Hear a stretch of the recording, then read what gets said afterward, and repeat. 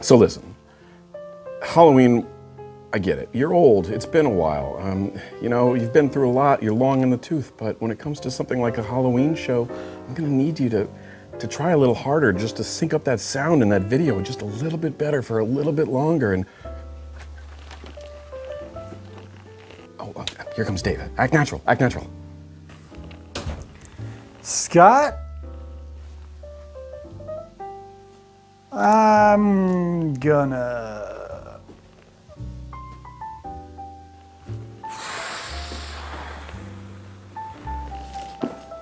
I'm not angry, all right? I'm just disappointed. I just want the perfect malt, okay? Dave. Movie?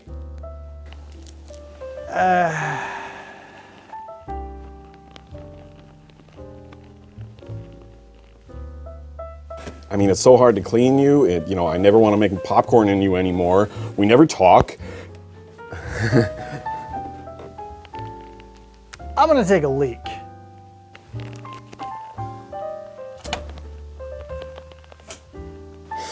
No, everything you do is perfect. I love the way that we sit. I love the way that we talk. Dave. Dude, you need to get out more. Since the earliest days of movie making, the genre of the Lost World and its prehistoric denizens is one that always seems to die out, only to be rediscovered once again. From B-movies and cult films to modern blockbusters, we are the raiders of the lost genre.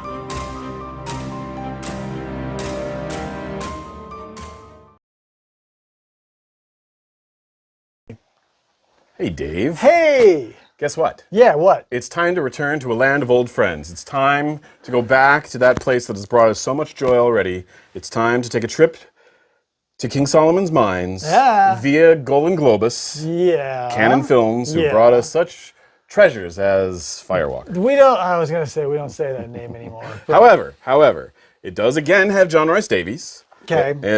King Sala's mine. That's pretty good, actually. So it has Richard Chamberlain as Alan Quartermain, who you may remember from League of Extraordinary Gentlemen, among other things. Yeah. I know Alan Quartermain. Who is Richard Chamberlain? Richard Chamberlain was kind of a TV star. He's actually the original. He was the original. Well, I mean, it's got Sala. But here's the things that I shouldn't even ask because I don't care. The only things I care Sharon about. Stone. Herbert Lom. Herbert Lom? Herbert Lom. As Nemo? No, it's not as Nemo. But I think he plays a German seaboat captain or something weird in this one.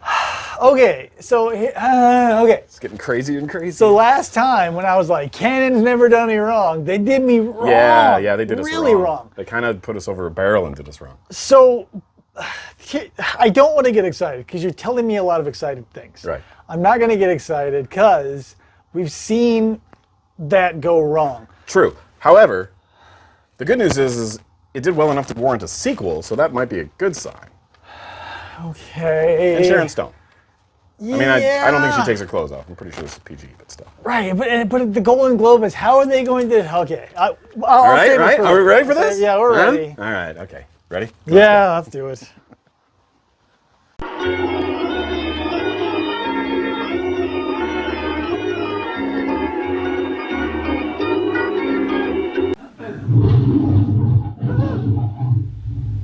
Picture. There we go. Picture in picture. We can watch 2 Canon films at once. I'm gonna watch a Charles Bronson movie while a slightly smaller Chuck Norris bores the fuck out of me. Before the days of Asylum Studios' mockbusters, there were indie companies using the Corman Cashin model to ride the coattails of successful, bigger budget genre flicks while still, hopefully, making legitimate little films. Canon, we got you covered in shit. Production team Golden Globus were of course hoping to squeeze their own dime out of the 1980s popularity of the Indiana Jones franchise. Uh-oh, ancient antique shop. It's a good start. Can only get worse from here. This one's gotta have a monkey's paw. They went straight to the well of public domain hero Alan Quartermain, got some low-rent actors, and pumped out 2 films based on H. Rider Haggard's character, then milked it further through video store rentals and cable TV. That guy played an Egyptologist in an episode of Doctor Who. Almost the exact same costume. For my part, I tended to avoid campy ripoffs unless force-fed, so I didn't get around to the canon Quatermain flicks until much later. I wasn't exactly missing out. My door! My door! My door? And so we jump cut into the movie without any backstory of our intrepid hero, who is already in Africa and leading Jesse Houston, played by a young and vibrant Sharon Stone, on a quest to find her missing father. Miss Houston, trust me. Trust me. It's a jungle out there. It's a jungle right here, too. We're in a jungle. Yeah, it's all jungle. I don't know if you noticed. See that? It's part of the jungle. See that? That's more jungle. Why? You'd be more likely to know the answer to that than I. You tell me. Quatermain is presented as an over-the-top, smiling go-getter via Richard Chamberlain, and they are joined by Porters and Alan's friend Umbopo, an African who knows the region where Professor Houston disappeared. Oh, for heaven's sake, Sergeant, stop that dreadful music. Colonel Buckner! Your nauseating breakfast is getting cold. Oh my god, who's chewing the scenery more between these two guys? Richard Wagner, you Turkish imbecile. Jesse's old man was on the track of the fabled diamond mines of King Solomon, so our heroes stop at the local bazaar to purchase supplies and track down clues. There was just an ostrich walking around? Yeah, he's selling insurance. I'm getting impatient. Very impatient. So is the German Reich and the army. He must be bad guy. He's got a black fez. There they find that Houston has been captured by Colonel Bachner of the German army, who has teamed up with Quatermain's Turkish slave-trading nemesis Dogati to find the mines and make the Kaiser rich enough to rule the world.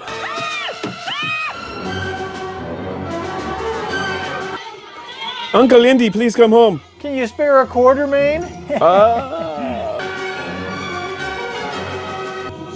Unbelievable. What do they got in there, Cleopatra? Hijinks ensue, maps are compared, acquired, and discarded, baddies get blowed up, and Quatermain finally manages to rescue the professor. This actually has more extras than Raiders of the Lost Ark. Yeah, like I'm already blown away by a lot of this.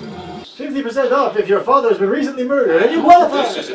It's a very special map. I have many very special maps. Hey, what are you doing? This movie has just raised at least 1 point in my meter book because bondage. Hey, what are you trying to pull here? Nothing. I'm Batman. Quatermain. My table! This is a map? Yes. You see? Sexy, man. The belly is the plain of Nalo. The breasts of Sheba. Everything I see reminds me of her. Where are they keeping him? Your father is a stubborn man.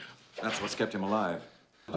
Every bit they do is taken just one or two over. Yeah, it goes just a little too far. Abbott and Costello, this is not. No. Get up! You trap both of you! This is a 6-shooter and I've already shot 9 of them, so you only have 12 left. Allahu Akbar! Come, let's go. Please see this guy blow up into a million pieces. I've got it!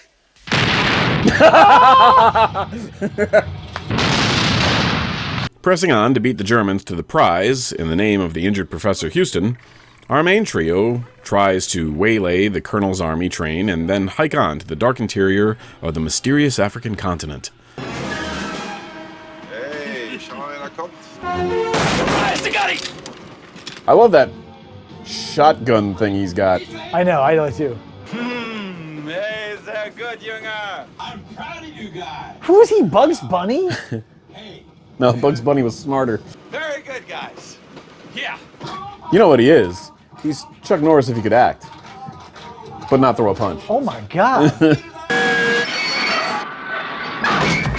I don't believe this. Just let her go, man. There's no point.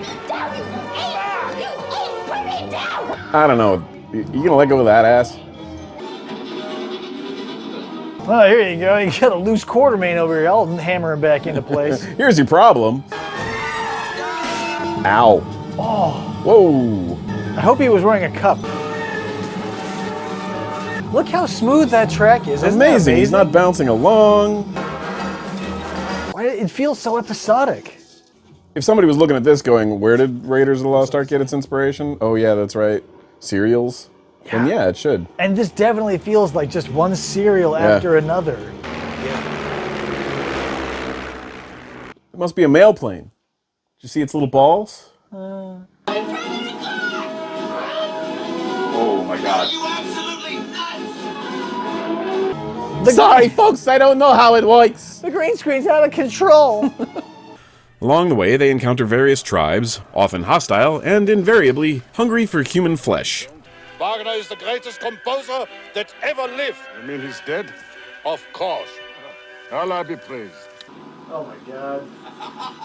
Drop him down there and you'll find out.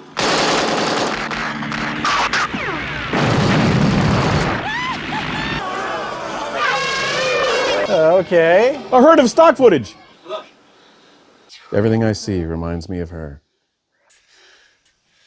The breath of sheep. Now, if you would have crashed between them, we would have been right at the mines. Okay.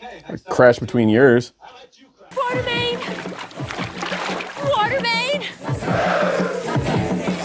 They mostly survive off of zucchinis, as you can see, and some orange slices.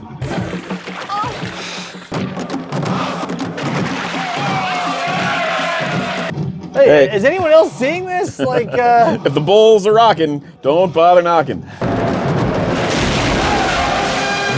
Escaping the fire and then the frying pan, not a miniature. Quatermain and Jesse tangle with lions and eventually encounter a tribe of upside-down people. Listen, you know, I realize what we just went through was traumatic, but help me get some of these limes for the margaritas later. Try splashing them, you know, whatever. Cats hate water.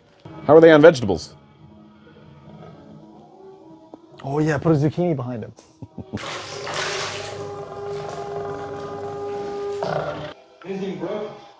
Let me touch more of you. Your knee feels okay. How are your boobs? Can we just stop for a second? Not till we put more jungle between us and the Gotti. Who have a lot of diamonds and think Jesse sure is purty. And hey, don't those twin mountain mines look like boobs? Are these just friendly inverted tree people? Yes. Yes, they are. What the hell is going on? The fuck? Are they in Narnia? Good shot.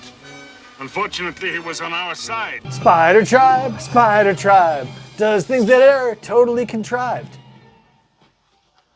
But the neighboring tribe, the Kukuanas, capture our heroes. It's gonna be Tina Turner. I run Alligator Dome.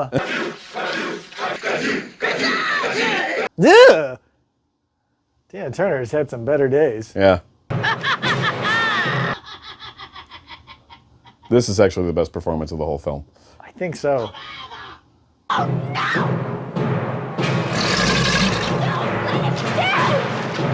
Oh, hey. That is bad. Yeah, I mean, we knew that shoe had to drop. Pun intended. All seems lost. The graphics on Pitfall are a lot better than I remember. Oh, please don't kill him.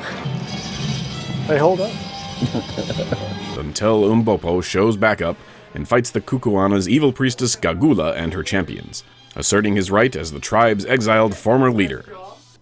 One day a porter, the next day a king.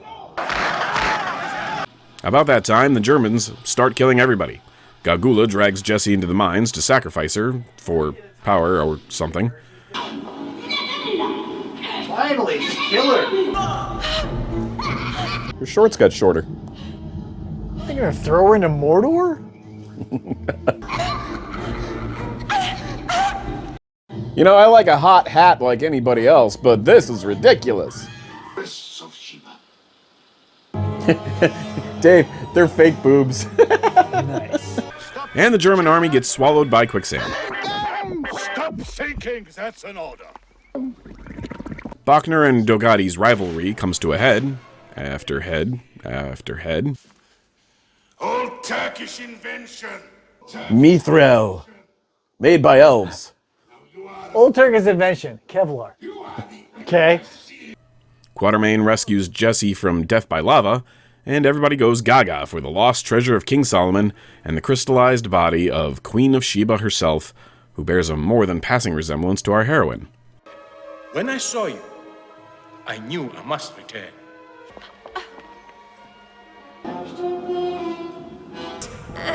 Corner. Wait.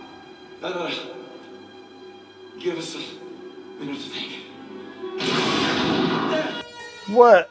The stone broke before the wooden chest did? Am I crazy? I'm gonna back it up just a frame or two because I like looking at her butt. Evading booby traps, a giant spider, the injured Dogati, the collapsing mines, and finally outsmarting Bachner as well, who gets eaten by Mokele Mbembe, apparently. What the fuck? That's how you start the volcano? With an old lady igniter? When you throw Tina Turner in.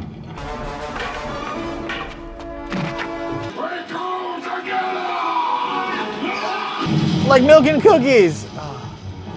Quatermain and Jesse escape the ensuing volcanic eruption with love in their hearts and a couple of diamonds in their pockets.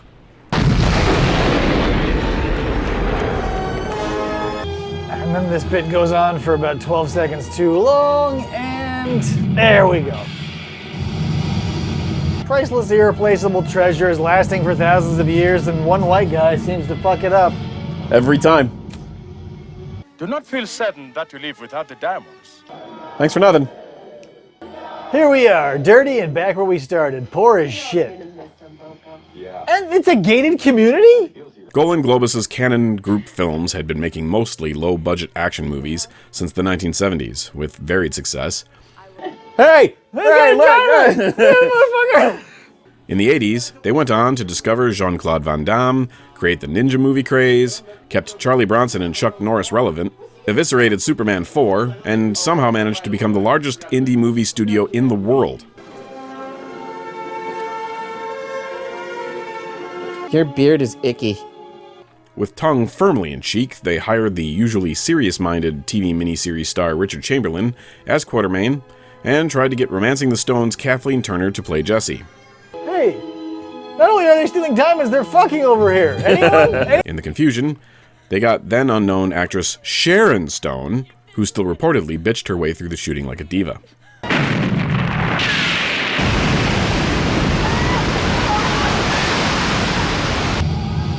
This whole movie's a washout. And all that. The music score is by the legendary Jerry Goldsmith, perhaps best known for his Star Trek contributions and 1999's The Mummy. The script's co-writer was none other than Jim Silkey, best known in comic book circles for his takes on Betty Page, though he also wrote the Frazetta Death Dealer novels, costume-designed Sam Peckinpah flicks, was an art director at Capitol Records, and has even been the publisher of cinema magazines and art books. Are you dead? Are you kaput? Shifting the action from the book's Victorian to the World War I era, probably to resemble more closely the Indiana Jones movies, both this film and its sequel were shot concurrently in Zimbabwe over 10 months, albeit by different directors. Now swallow. Now, stuff the biggest one up your asshole. Being a 1980s film updating an 1880s British novel set in Africa, there's plenty of racist undertones. The Arab League even protested its depiction of all Arabs being shown as slavers. Meanwhile, the African tribes and extras were presented in a variety of semi-realistic, often fantastical, and sometimes stereotypical fashions. The old-school action is mostly harmless, though, and rarely lets up long enough to do more than banter and then set up the next set piece. Despite this adaptation of Quatermain having some decent production values at turns, including character stalwarts Herbert Lom and John Rhys-Davies, neither this nor its sequel did well at the box office. I mean, it sure looked a hell of a lot better than Firewalker.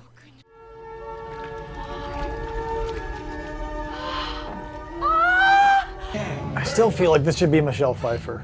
I don't know why, but I feel it. I'd like to feel Michelle Pfeiffer.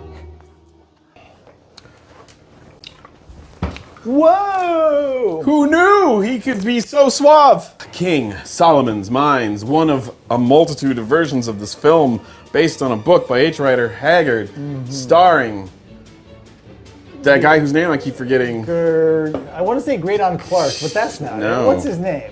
Graham? His Crinklesack? What's his name? Richard Chamberlain. Richard Chamberlain, that's his name. I didn't want to put out any predictions. And I'm glad I didn't, because this left me right in the middle, I feel. It's got plenty of insulting things. It's got You know, it's like, hey, it's the 80s, we can say towel head. But it's not enough of anything. It rides every line just enough that you like don't care about any of it. Yeah. It's so like none of the It's go. It's all go, but none of it is like ha ha ha or eh. It's Well, all it tries. It does try. It does try. This was the worst Looney Tunes short I've ever seen. So here's the problem with it. This was actually, that's a good analogy. It was one of those Looney Tunes movies that's made from a whole bunch of clips of old shorts. Yeah. So hour and 40 minutes this movie. Yeah. Needn't have been. No, you could have wrapped it at $1.20. $1.20 easy. And all you would have to do, and all I'm going to say that this needs, we can make it a lot tighter and a lot more enjoyable simply by doing nothing but chopping out the gags that go on and on and on and on and on. Yeah. Give me, comedy comes in threes. By the time it hits round 8 of whatever gag they happen to be pulling, it's so tired. Yeah. To be fair, it's got a few things going for it. Sharon Stone probably got a Razzie for this if the people who do Razzies even noticed that this movie was on a radar. That being said, she obviously went places, and it wasn't just because she was gorgeous. No, that's part of it too. It's like that's part of the tantalizing bit. Is like we've got people who I know and are inclined to believe can do better. Right. But we're at a Golden Globus level, situation. Yeah. You also do have a conscious effort to just be go. And it, for the most part, works. Yes, but here's the thing. What it boils down to is like you spend the whole movie at 90 no longer looks appealing. Right. Like I was saying during it, the serialized aspect of it, there were these huge like dun dun dun dun, like oh well we got away and there was an explosion and then we have to go back down to and even in its slow moments, like its transitionary periods between peaks, those are so fast also. Yeah. It's just like we're thrown from one situation to another at a breakneck speed, and it's still so long. I can sort of respect it for trying to do what 1930s pre-code adventure films were also doing, which was just, if they end up with a tribe, they're going to be in trouble, have it look like an impossible situation. Yeah. I mean, those movies did that well, at least, and it doesn't do it badly, it just doesn't do it right. Right, what's happening, you nailed it, indirectly nailed it, because what's happening here is every tribe would be in its own short. Yeah. This is a serial, so let's say this takes place over 4 episodes. Yeah. Totally fine. Like if this hit Netflix as a 4-episode thing, and each episode had its own different tribe, because they all have their own idiosyncrasy. Yeah, right. But you need to make it look like there's space between each tribe. But you never get that because it's like... Give me space between each tribe, give me extra episodes so that we're not same thing after same thing, or cut 2-3 of the tribes. Yeah. Which does bring me to one other point that is in this movie's favor, which is the rarity of a movie or television series, for that matter. The complete rarity. From the silent era on up till now, the complete rarity of shooting a film set in Africa, which at least it... it seems to do that for the most part. Yeah. I think you have a case here of bad directing, but at least better editing than something like Firewalker. For sure. Yeah. Oh yeah. This and you definitely have mucho better props. Yeah. This takes Firewalker and does the exact opposite, but ends up fucking it up. Yeah. So Firewalker had no story, but we're still wasting 90 minutes on shenanigans. This had a story that was just stretched to its bone-breaking limit with shenanigans. Yeah. It's so goddamn long. And every time that end music, you know what I'm talking about because it happens 4 times, you say, cut, print, on next week's episode maybe, but Jesus Christ. Indiana Jones took serialized and turned all of those elements into a single movie narratively. Right, and made it look like $1 million. Yeah. It would have been interesting to take the H. Rider Haggard story, or at least concept, and literally like mash it together with serialized throwback and do the dun da da up on the screen. It's like, tune in next week as. Yeah, you would need to break it apart because you need time between each pattern. Right. We saw the same pattern 4 times. No walking though. Very Nope, little walking. very little I mean, walking. you know, it's like if they do walk, they fall into quicksand. But they didn't have time to. It was like Right. No, so, no, it's so lockstep. yeah, it's so interesting. This is so the polar opposite of Firewalker. Yeah. And like in the wrong ways. Yeah. At some point, we'll get around to the sequel and see if they improve on this, or if they just do the same thing again. The potential is there. So Yeah. I think if whoever saw the first one was like, you know what, let's tighten the second one up just a hair. Yeah. All right, Hans. How many sheep do you give King Solomon's Mine? A tragic rating of 5. Ooh. It literally sits at a 5. Wow. Everything that's so good about it is stretched out so prolonged that it is no longer good, and everything that's bad about it stays around just as long. Yeah. All right. Okay. So the core is so goddamn strong. Yeah. Yeah. But it's padded with so much garbage. It's nil. It's a 5. All right. I'm trying to decide if I feel more like giving it like the 4 or the 7. Exactly. But I'm gonna have to go with 4. But which is still better than a 5 and better than a 6. Yeah. By your version of the sheepometer. Simply because, again, you know, I haven't watched it many times. I think I've watched, this might be the second or third time I've ever seen it, but it is at least fun. It's at least fun. And, you know, I mean, if you turn it down and turn on some good music, it's a really watchable film. Yeah, if we're going to relegate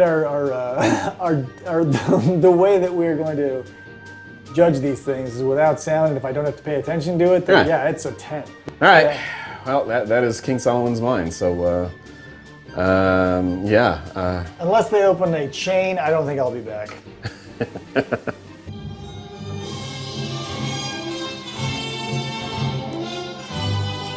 Wow. I don't know what just happened.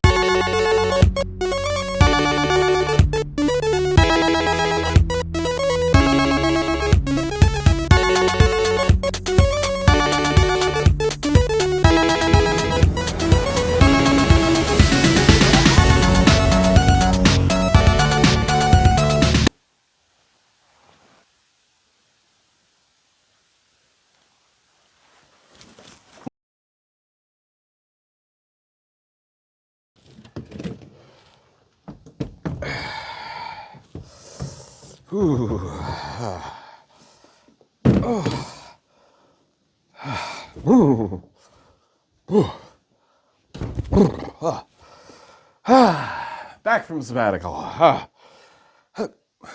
Dave?